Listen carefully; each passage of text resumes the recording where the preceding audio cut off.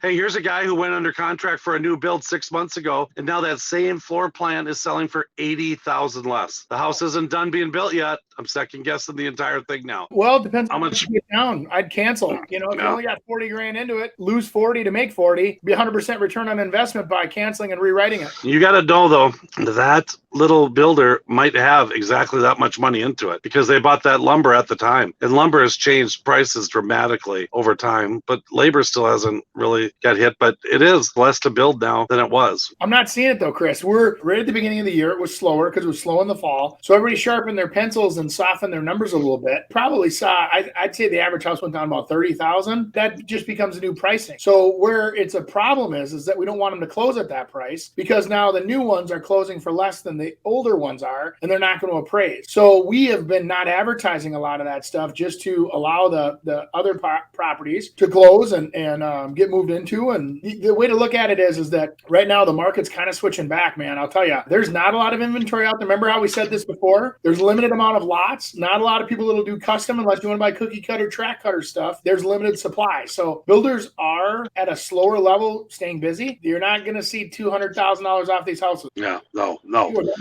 Andy, what happens, we see it all the time, is that all of a sudden people started getting nervous and construction prices went up. And then what happens to the developers? They're saying, halt.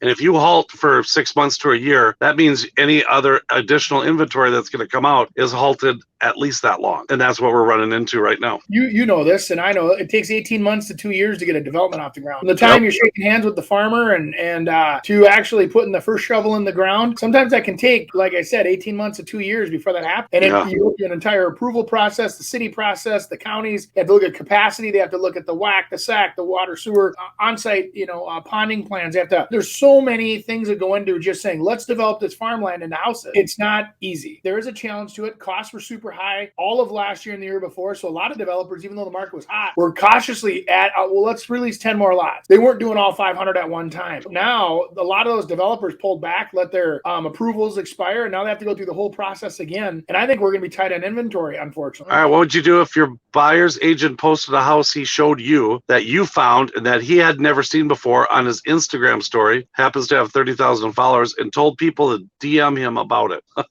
As an agent, better watch yourself on that one. I would have gone, if it's something that I would have done, I would have gone to my client and say, hey, is this something that you want or not? Because it's a great house and I want to be able to get it out to other people. In the big boy, big girl world, they have what they call one-time showings or confidentiality agreements or a combination of all the above. For an example, going back to the farmland thing, that used to be very popular for somebody would find a piece of farmland, tied up at a certain price, and then they could go out and shop at the different developers. And each developer was signing a non-compete, disclosure. NDA, so they get the numbers, but they couldn't tell anybody about it, or they'd be, capable of suing them for damages. The idea there is that same thing would happen with a house. If somebody found it, and it was a friend or an aunt or an uncle's or whatever, it was not listed on the MLS. You as an agent went out there, for sure, there should be some kind of a communication there for marketing.